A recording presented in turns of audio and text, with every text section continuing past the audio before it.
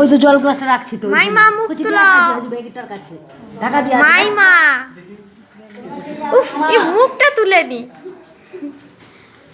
আরে দাঁড়াও না একটু দেরি করে যাও আরে চোখটা উপর দিকে তুলো তুই মানে না এই নাই তুলে কি করে ছবি আগে আশীর্বাদ করো তারপর দুধ গুড় দিব আগে আশীর্বাদটা করো প্রদীপটা এদিকে ঘুরা দেখি এদিকে সেদিকে ঘুরা হ্যাঁ সেই দিক থেকে ক্যামেরা করো করুন করো তুমি একটু হয় না সাহস করে বাবাকে বলবাই আমার মতো আমি বিয়ে করছি ভালো ঘরে আছে ছাড়া কোনো অসুবিধা নেই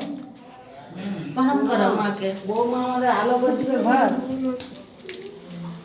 কাঁদতে হবে কেন কাঁদতে হবে একটা চিন্তা ভাবনা করছে মনে হয়। বৌমা আসছে আনন্দ অনুষ্ঠান হবে তারপর কি আছে মানে অনুষ্ঠান এটা দেখো তো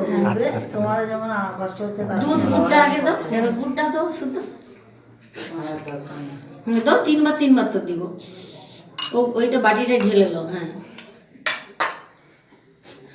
দে দুজনকে দুটো মিষ্টি খাই একটু জল খাই দাও দিয়ে আঁচল দিয়ে মুখটা মুছে দাও এই সামনে থেকে ক্যামেরা করছি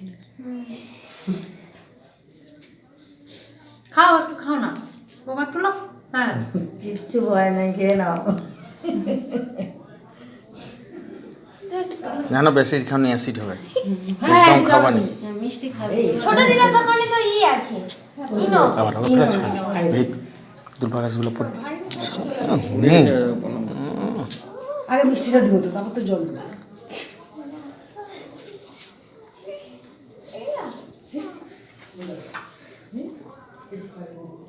বোমা বড় হাত করে ওই মিষ্টি খেলাও। এরকম না নেই মিষ্টি খেলো খেলো মনে খেলো একটু এই খেতে হয় খেলো, একটু খেতে হয় খেলো একটু খেলো হাঁ করে লো খেলো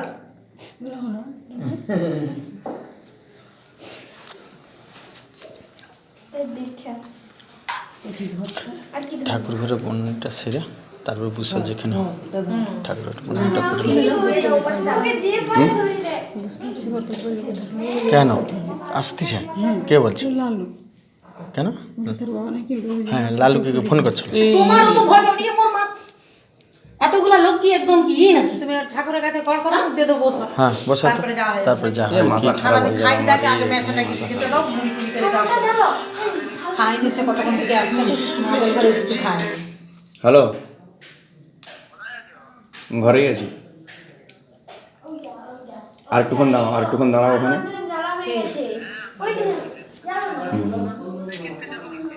আমি বলে দেবো সব কিছু বলে দেবো হুম ঠাকুরকে প্রণাম করা যায়